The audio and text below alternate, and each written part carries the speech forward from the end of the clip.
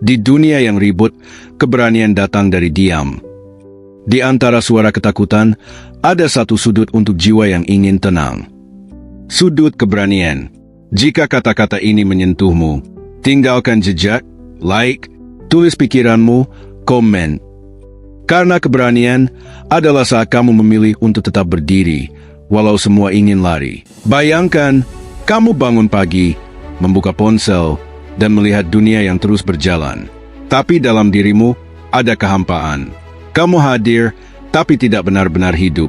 Dunia modern menjanjikan segalanya, tapi menghilangkan makna perlahan. Dan di tengah kekacauan ini, suara dari 2000 tahun lalu berbisik.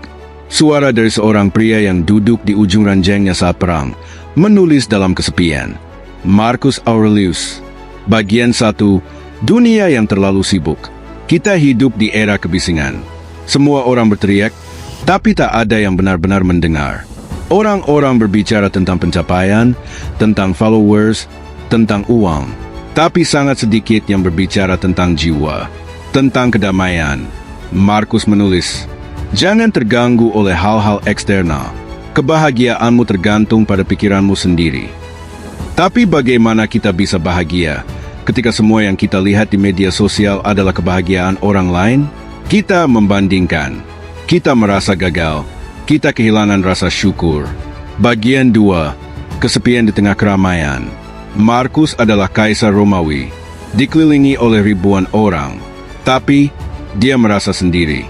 Dan dia menulis untuk menghibur dirinya sendiri. Hari ini, kita juga merasa sendiri. Di rumah yang penuh suara, tapi sunyi maknanya.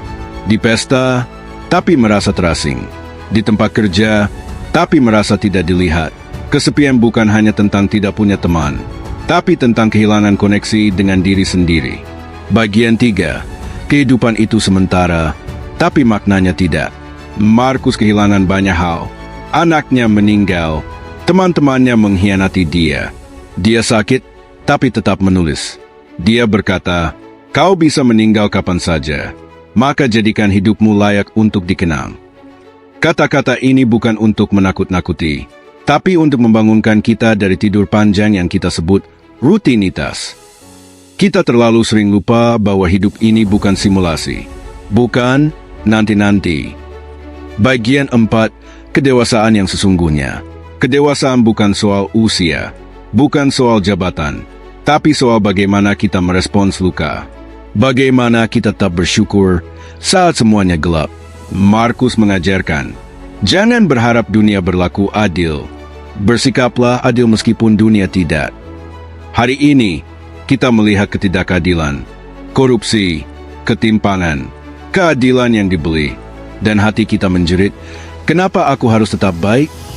Tapi, itulah filosofi tertinggi, menjadi baik, bahkan ketika dunia tidak layak mendapatkannya. Bagian 5, realita oh harapan.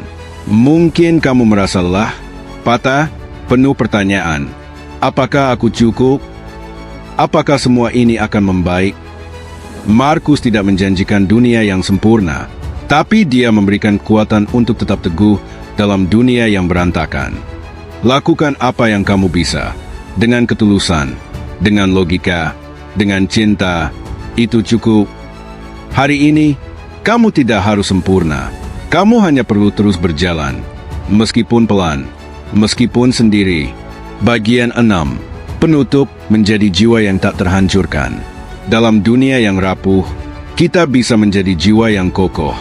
Seperti batu yang tak goyah meski diterpa badai. Itulah stages. Itulah warisan Marcus Aurelius. Dan kamu, yang sedang menonton ini, kamu punya kekuatan yang sama. Bukan karena kamu tak punya luka, tapi karena kamu memilih untuk bangkit meski terluka. Musik naik pelan, visual dramatis montage kehidupan. Orang tua memeluk anak, seseorang berjalan di bawah hujan, cahaya matahari menembus awan. Hidupmu berharga. Jangan biarkan dunia yang bising membuatmu lupa bahwa jiwamu punya cahaya yang tak bisa dipadamkan. Pernahkah kamu merasa dunia terlalu bising? Terlalu cepat, terlalu penuh dengan ekspektasi, dan di tengah kebisingan itu, kamu merasa sendiri. Hari-harimu berjalan, tapi hatimu tetap kosong. Seakan hidup hanya rutinitas tanpa makna. Marcus Aurelius, seorang kaisar, namun juga manusia sepi. Dan justru dalam kesepiannya, ia menemukan suara paling jujur dari kehidupan. Hari ini, kita menyelami pemikirannya. Bukan hanya untuk tahu, tapi untuk sembuh. Bagian 7 filosofi di tengah kekacauan. Marcus tidak hidup di dunia yang damai. Ia memimpin Romawi di tengah perang, wabah, pengkhianatan. Tapi ia menulis bukan dengan tinta kebencian, tapi dengan tinta kesadaran. Dalam Meditations, ia berkata, "Kamu memiliki kekuatan atas pikiranmu, bukan kejadian di luar dirimu. Sadarilah ini, dan kamu akan menemukan kekuatan." Bayangkan hidup di masa sekarang. Media sosial penuh pencitraan. Kanan-kiri membandingkan pencapaian. Dunia memaksa kita sempurna. Tapi Marcus sudah tahu ribuan tahun lalu, semua itu bukan kendali kita. Yang bisa kita kendalikan adalah respons kita. Bagian 8 kesepian seorang kaisar dan kita hari ini. Mereka bilang, kesepian hanya milik orang yang tak punya teman. Tapi Marcus dikelilingi pelayan, pasukan, penasihat. Ia menulis karena ia sendiri. Kesepian bukan soal jumlah orang, tapi soal kedalaman makna. Kamu bisa punya ratusan followers, tapi tak satu pun mengerti isi hatimu. Kamu bisa tertawa di tongkrongan, tapi pulang dan menangis di kamar. Marcus menyadarkan kita, bukan kesepian yang harus dihindari, tapi kehilangan makna. Jika kamu terluka oleh sesuatu di luar dirimu, rasa sakit itu bukan dari hal itu sendiri, tapi dari penilaianmu terhadapnya. Bagian 9 kedewasaan dalam diam. Menjadi dewasa, kata orang, soal tanggung jawab. Tapi Marcus mengajarkan sesuatu yang lebih dalam. Kedewasaan adalah menerima kenyataan. Menerima bahwa tidak semua luka bisa disembuhkan orang lain. Bahwa tidak semua orang akan memahami perjuangan kita. Dan itu tak apa-apa, karena hidup bukan tentang dipahami semua orang, tapi memahami dirimu sendiri. Dewasa itu saat kamu berhenti menyalahkan dunia dan mulai berdamai dengan ketidaksempurnaan. Bagian 10 masalah sosial, dunia yang hilang arah. Kita hidup di zaman ironi. Dunia paling terkoneksi, tapi generasi paling kesepian. Mental illness meningkat. Semua ingin terlihat bahagia, tapi sedikit yang benar-benar bahagia. Marcus menulis, hidupmu adalah apa yang dipikirkan oleh pikiranmu. Maka ketika dunia menawarkan kekacauan, latih pikiranmu untuk menjadi damai.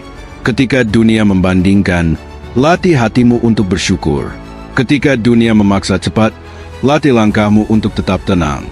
Bagian 11, akhir yang menyembuhkan. Mungkin kamu mendengarkan ini sambil rebahan, di kamar sempit, dalam hidup yang tak seperti impian.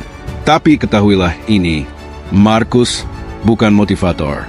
Ia bukan selebriti. Ia seorang pria yang terus menulis untuk dirinya sendiri, agar tidak gila, agar tak waras di dunia yang penuh tekanan. Dan hari ini, tulisannya sampai ke kamu. Bukan untuk membuatmu hebat, tapi untuk mengingatkan, kamu sudah cukup kuat, karena kamu masih di sini. Bertahan, melangkah, walau tertatih, dan dalam dunia yang sibuk menyembunyikan luka, kamu berani menatapnya. Itu keberanian sejati.